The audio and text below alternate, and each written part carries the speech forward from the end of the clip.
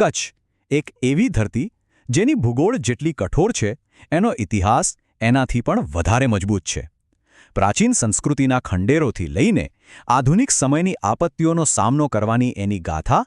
ચાલો આજે આપણે કચ્છની એ અતૂટ ભાવનાની સફર કરીએ. ખબર છે, આ પ્રદેશના નામમાં જ એની આખી ઓળખ સમાયેલી છે. કચ્છનો મતલબ થાય છે કાચબો. આ ફક્ત જમીનના આકારની વાત નથી, પણ અહીંના લોકોની સહનશક્તિ અને ગમે તેવી મુશ્કેલીઓ સામે ટકી રહેવાની અદમ્ય શક્તિનું પણ પ્રતીક છે. કાચબાની જેમ જેની પીઠ પર મજબૂત ઢાલ હોય. તો આપણી આ સફરમાં આપણે સૌથી પહેલાં કચ્છની ધરતીને સમજીશું, પછી ધોળાવીરાની પ્રાચીન ઇજનેરીના અજાયબીઓ જોઈશું, રજવાડાઓના વ્યાપાર અને સંઘર્ષની વાત કરીશું, ભૂકંપના વિનાશ અને પુનર્નિર્માણની ગાથા જાણીશું, અને છેલ્લે કચ્છની અનોખી ઓળખ પાછળનું રહસ્ય ખોરીશું. કચ્છની ઓળખ એટલે એનું વિશાળ મીઠાનું રણ, મોટું રણ અને નાનું રણ. આ અનોખી ભૌગોલિક પરિસ્થિતિએ જ કચ્છને ઇતિહાસમાં એક સમયે ધમધમતું બંદર પણ બનાવ્યું અને એક દુર્ગમ સરહદી વિસ્તાર પણ. હવે ચાલો સમયમાં હજારો વર્ષ પાછા જઈએ, કારણ કે કચ્છનું ભૂતકાળ ખૂબ જ ભવ્ય છે. અહીં સિંધુ ખીણની સભ્યતાનું એક એવું નગર વસેલું હતું જે આજે પણ આપણને વિચારતા કરી દે છે. ધોળાવીરા, જે હવે એક યુનેસ્કો વર્લ્ડ હેરિટેજ સાઇટ છે. ધોળાવીરાની જે સૌથી ખાસ વાત છે ને, એ છે એનું શહેરનું આયોજન. એ સમયના બીજા હડપ્પન શહેરો જેમ કે મોહેન્જોદડોથી સાવ અલગ.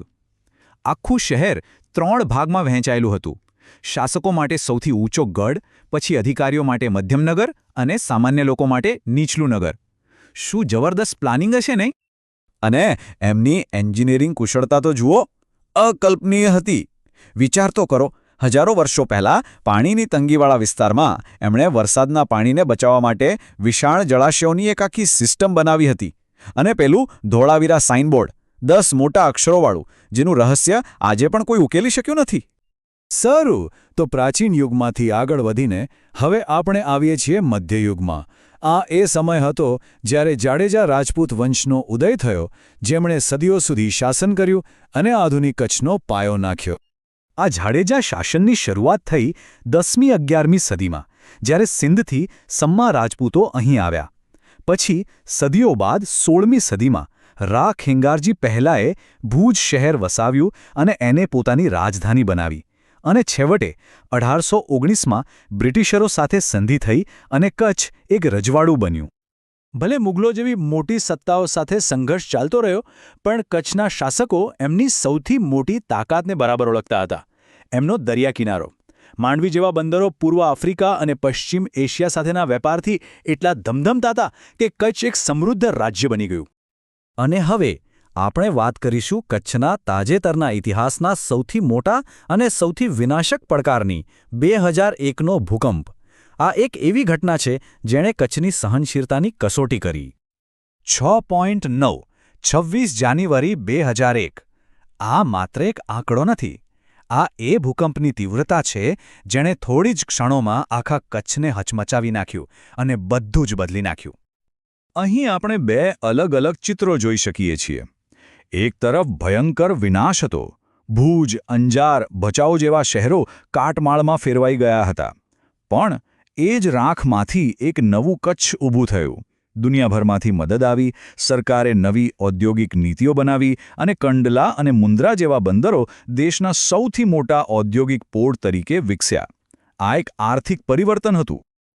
પણ આટલી હિંમત, આટલી સ્થિતિસ્થાપકતા આવે છે ક્યાંથી? એનો જવાબ મળે છે કચ્છના લોકો અને એમની જીવંત સંસ્કૃતિમાં. કચ્છની અસલી તાકાત એના લોકોની વિવિધતામાં છે.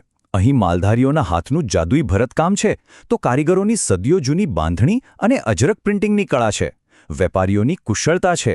આ બધું જ મળીને કળા અને વાણિજ્યનો એક એવો સંગમ રચે છે જે કચ્છને અનોખું બનાવે છે. અરે, કચ્છમાં બોલાતી કચ્છી ભાષા પોતે જ એના ઇતિહાસની ગવાહી પૂરે છે. ગુજરાતી અને સિંધીનું આ મિશ્રણ એ વાતનો પુરાવો છે કે આ પ્રદેશ હંમેશાથી અલગ અલગ સંસ્કૃતિઓનું મિલનસ્થાન રહ્યું છે. તો ધોળાવીરાના ભવ્ય ભૂતકાળથી લઈને ભૂકંપ પછીના પુનર્જન્મ સુધીની આ સફર આપણને એક મોટા સવાલ પર લાવીને મૂકી દે છે. હજારો વર્ષોના પડકારો છતાં આ ભૂમિની અતૂટ ભાવનાનું સાચું રહસ્ય શું છે? કદાચ જવાબ એના નામમાં જ છુપાયેલો છે. કાચબાની જેમ કચ્છ વારંવાર પડીને પણ ફરીથી ઊભા થવાનું જાણે છે.